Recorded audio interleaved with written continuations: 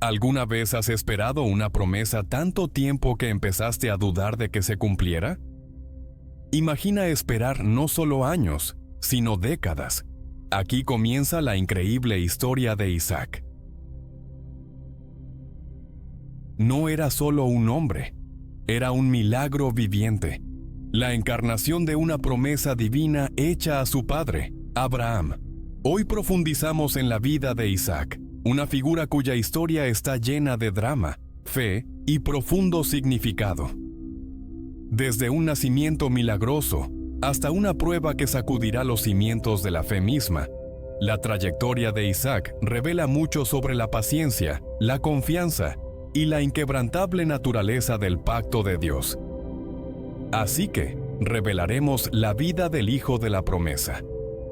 La historia comienza con Abraham y Sara, una pareja que ya había superado la edad fértil.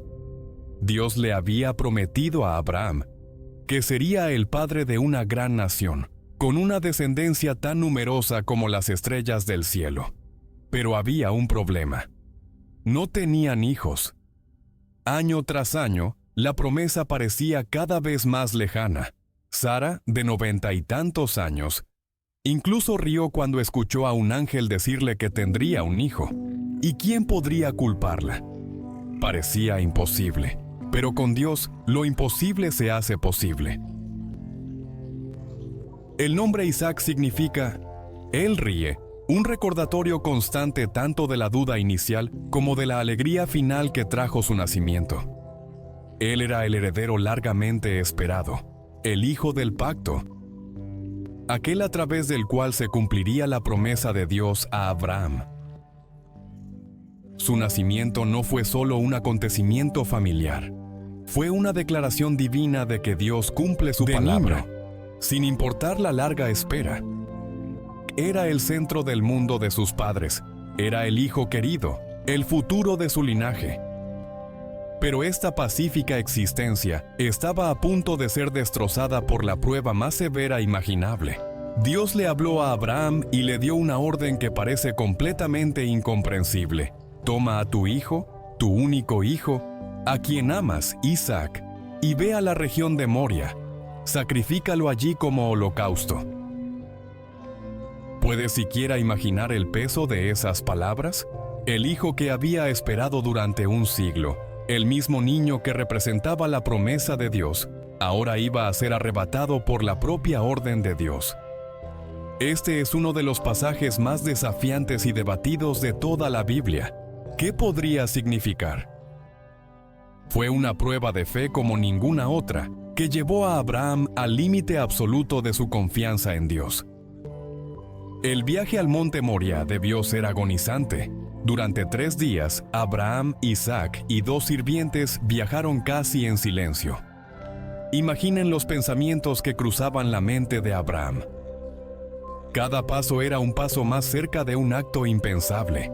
Isaac, consciente de que iban a adorar, preguntó inocentemente: «Padre, el fuego y la leña están aquí, pero ¿dónde está el cordero para el holocausto?». La respuesta de Abraham es una obra maestra de fe y dolor. Dios mismo proveerá el cordero para el holocausto, hijo mío. No sabía cómo, pero confiaba en que Dios tenía un plan. Creía que incluso si llevaba a cabo el sacrificio, Dios era lo suficientemente poderoso como para resucitar a Isaac de entre los muertos y cumplir la promesa. Esto no era obediencia ciega. Era confianza radical en el carácter de Dios, incluso cuando sus mandatos parecían contradecir sus promesas. Al llegar a la montaña, Abraham construyó el altar, dispuso la leña y luego ató a su hijo Isaac. En ese momento, el carácter de Isaac se hizo evidente. Ya no era un niño pequeño. La mayoría de los eruditos creen que era un hombre joven, lo suficientemente fuerte como para resistir. Sin embargo, se sometió.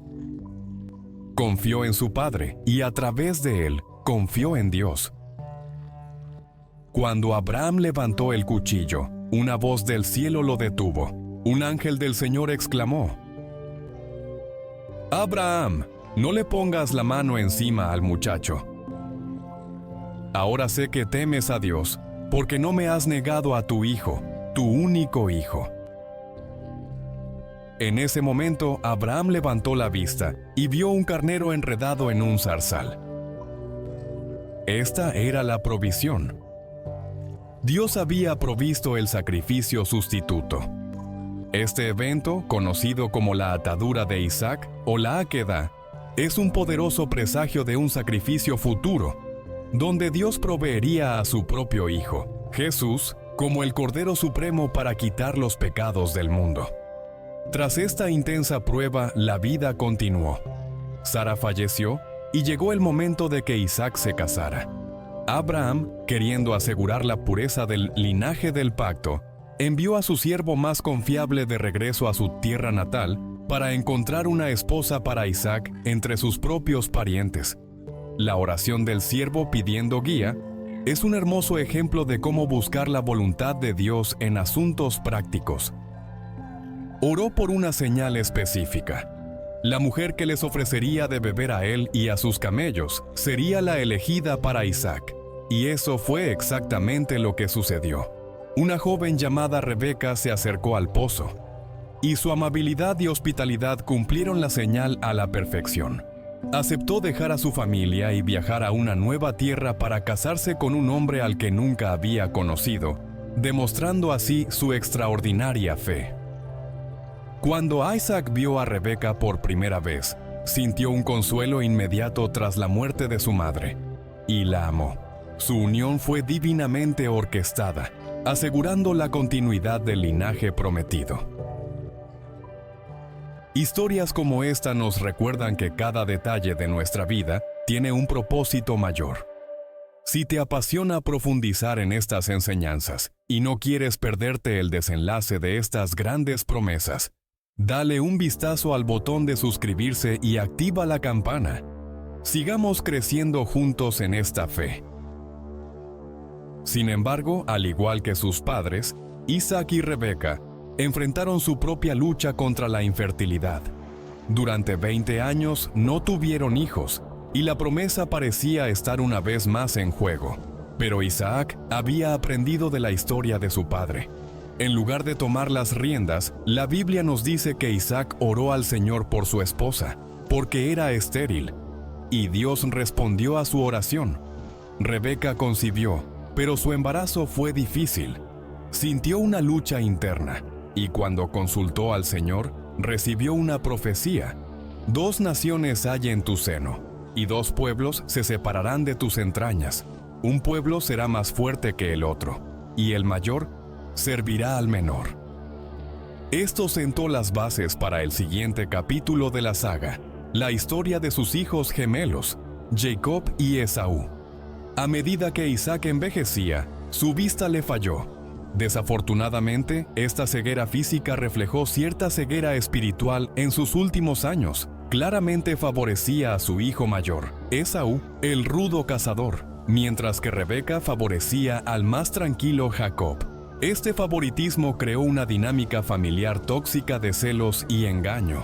Queriendo dar su bendición a su hijo favorito, Isaac planeó hacerlo en secreto, pero Rebeca lo escuchó y ideó un plan para que Jacob engañara a su padre ciego y le robara la bendición destinada a Esaú. Jacob siguió la corriente, cubriéndose los brazos con pieles de cabra para sentirse como su hermano peludo y llevándole a su padre una comida sabrosa. La artimaña funcionó. Isaac, engañado por su sentido del tacto y del gusto, le dio a Jacob la poderosa bendición patriarcal, una palabra profética que moldearía el destino de sus descendientes. Cuando Esaú regresó, el engaño se reveló, lo que provocó angustia y rabia. Esaú lanzó un grito amargo y suplicó una bendición para sí mismo, pero la bendición principal ya había sido otorgada. Estaba tan lleno de odio que juró matar a Jacob una vez que su padre muriera.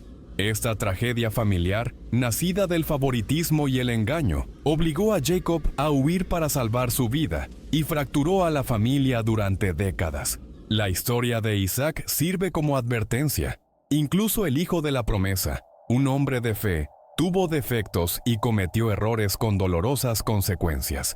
Nos muestra que los personajes bíblicos fueron personas reales con verdaderos problemas familiares y que el favoritismo parental puede causar heridas profundas y duraderas. A pesar de la turbulencia, Isaac vivió hasta la madura edad de 180 años. Antes de morir, sus hijos, Jacob y Esaú, que luchaban entre sí, se reconciliaron. La Biblia nos dice que se reunieron para enterrar a su padre. Un momento de unidad que puso fin a una vida que había comenzado con un milagro tan dramático. El legado de Isaac es complejo. A menudo se le considera una figura de transición, que tendió un puente entre la fe monumental de su padre, Abraham, y la vida dramática y compleja de su hijo, Jacob. No fue tan dinámico como ninguno de ellos, pero su papel fue absolutamente esencial. Fue el eslabón silencioso en la cadena del pacto. Su vida fue un testimonio de que las promesas de Dios no dependen de personas perfectas. Dependen de un Dios perfecto y fiel. Desde su nacimiento milagroso hasta la impactante prueba en el monte Moriah, pasando por las alegrías y las tristezas de su propia familia, la historia de Isaac es un poderoso recordatorio de que el plan de Dios se desarrolla a través de las generaciones, a menudo de maneras inesperadas. Entonces, ¿qué podemos aprender de la vida de Isaac? Su historia nos enseña sobre la paciencia al esperar las promesas de Dios. Nos muestra la naturaleza de la verdadera fe, una confianza tan profunda que está dispuesta a renunciar a lo más preciado. Nos advierte sobre los peligros del favoritismo y el engaño dentro de nuestras propias familias.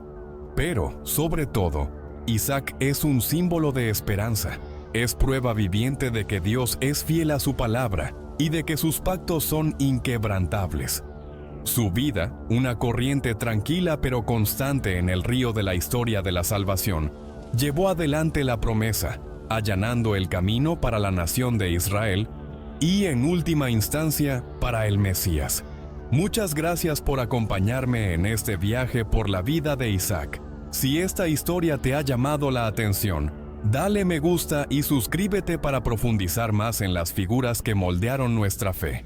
Me encantaría leer tu opinión en los comentarios. ¿Qué parte de la historia de Isaac te llama más la atención? Hasta la próxima. Mantén la curiosidad y sigue explorando.